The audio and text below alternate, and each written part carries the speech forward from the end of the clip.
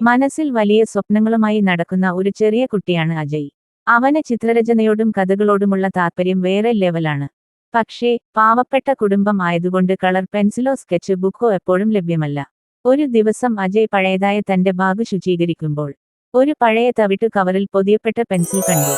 അതിന്റെ മേൽ മന്ത്രിക പെൻസിൽ, സ്വന്തമായി സ്വപ്നം വരയ്ക്കൂ എന്നെഴുതിയിരിക്കുന്നു. അജയ് അതുകൊണ്ട് ഒരു ചിത്രം വരയ്ക്കുന്നു. അദ്ഭുതമായി, ആ രാത്രിയിൽ വീട്ടിൽ ഭക്ഷ്യധാന്യങ്ങൾ നിറഞ്ഞിരിക്കുന്നു.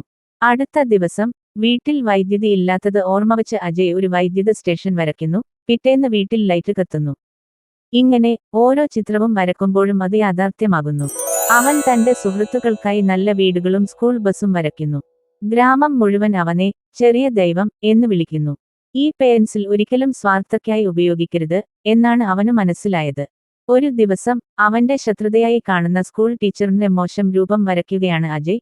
പക്ഷേ അത് യാഥാർത്ഥ്യമായി. ടീച്ചർ ബോധം നഷ്ടപ്പെട്ട് ആശുപത്രിയിലായി.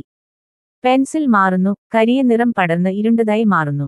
അജയ് ഭയപ്പെട്ട് പെൻസിൽ തിരികെ അതേ തവിട്ടു കവറിൽ പൊതിഞ്ഞ് പഴയ പോലെ അടച്ചുവെച്ചു. അവൻ മനസ്സിലാക്കി, മന്ത്രങ്ങൾ കൊണ്ട് അല്ല, മനസ്സുകൊണ്ടാണ് ലോകം മാറ്റേണ്ടത്.